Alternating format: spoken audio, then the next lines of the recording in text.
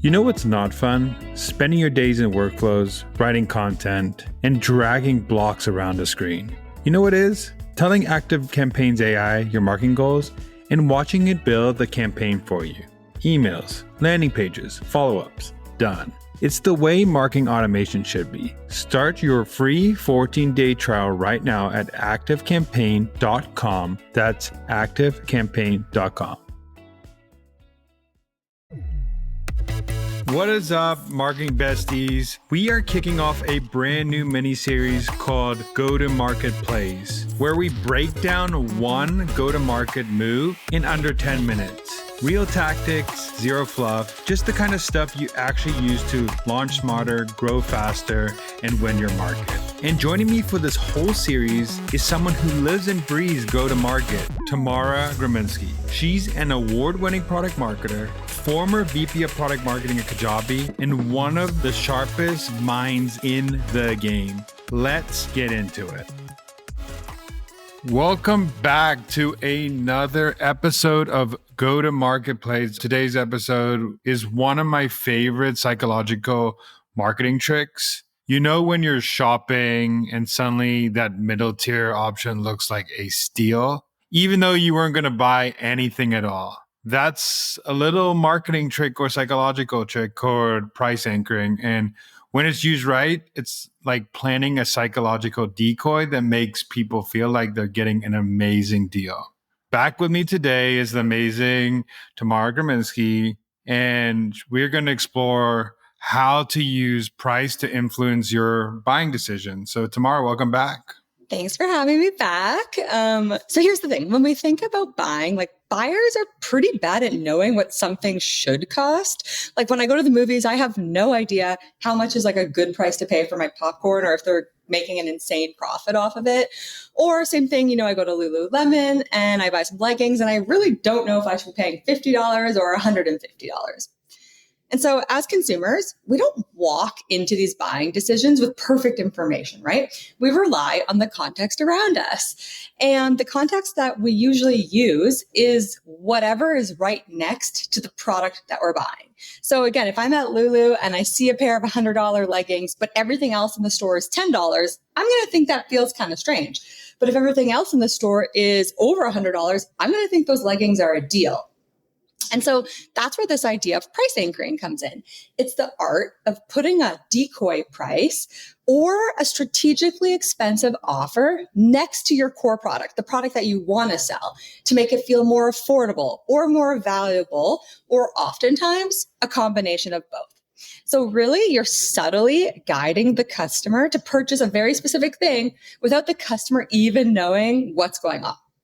So to show you how this works, Danielle, I've brought two examples with me today. I've brought kind of a classic pricing example, and then I've brought one to bring it back to B2B tech.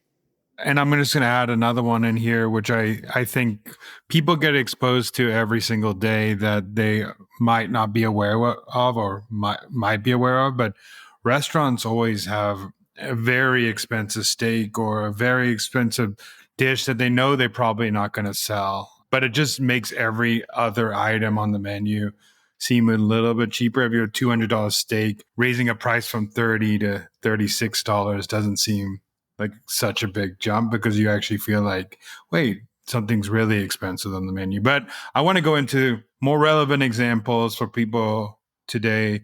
So you want to jump into those? Sure. Let's start with the classic example. So I'm going to talk about The Economist, which has a print edition and an online edition. And they ran a very famous pricing test. If you went to business school, you probably studied this test. But basically, they had three options. They had an online-only subscription for $59, a print-only subscription for $125, and then a print and online subscription. So both of those combined for $125. So the same price as the print-only one. So most people actually chose option 3 because it felt like they were getting the print version for free. So then what they did was, to further the study, they actually removed option 2, which was the decoy. And so now you could buy the online-only subscription, same price, $59. You couldn't get a print-only subscription.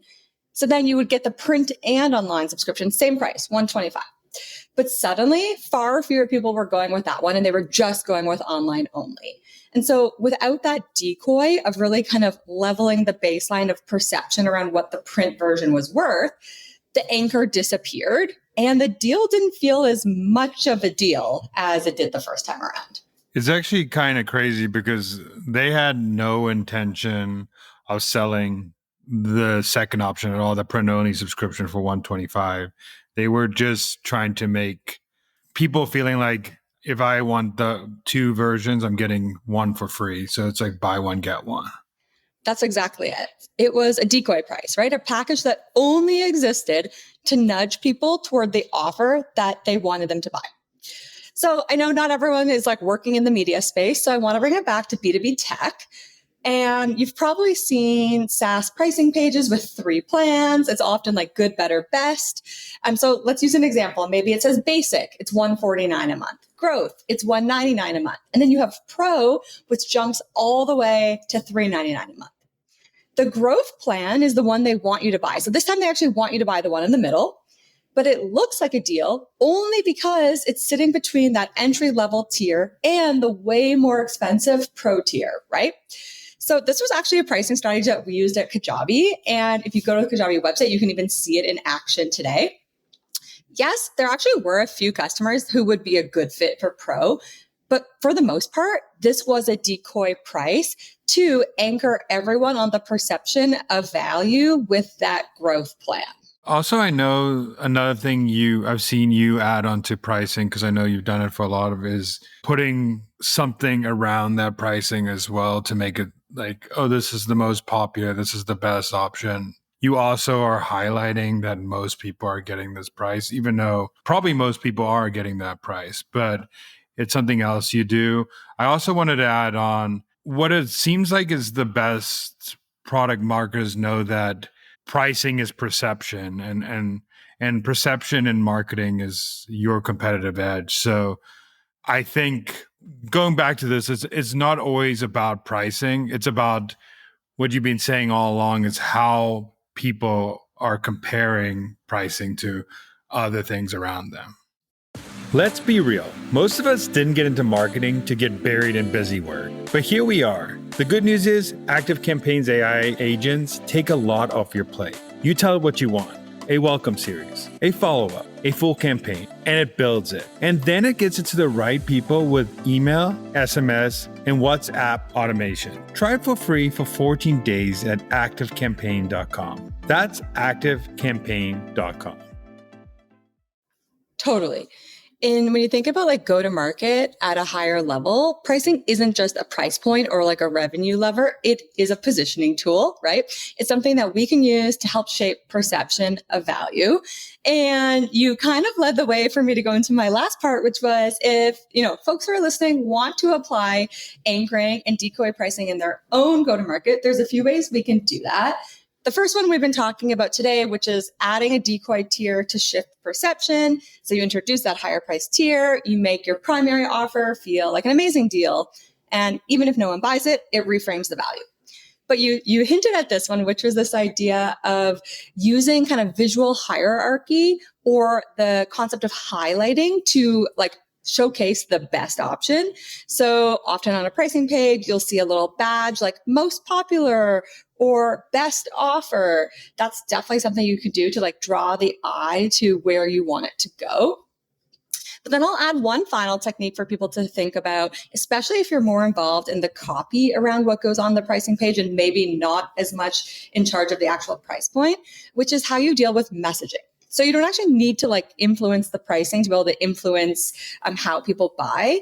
It's all about framing what is on that pricing page. So there's a few ways we can do this. You could do something like a strike through and say, this was this price. It's now this price. You can highlight the total value they'll pay versus, or the total value that you'll offer them versus what they'll actually pay. This is really powerful if you have bundled offers or bundled products. Or we see this a lot, probably more in consumer goods, but we'll see things like real world comparisons, right? To frame how affordable the offer is. So something like for less than the cost of a coffee a day, you can get this product. And it just helps kind of anchor in a concept that they already understand. I think one thing I also want to highlight as we finish this off is pricing is a lever, and sometimes you might not think that you can go influence pricing, but at least bringing up the conversation as a marketer to say, hey, let's rethink how we're doing pricing. Let's add a decoy price in there. Maybe nobody's going to do this.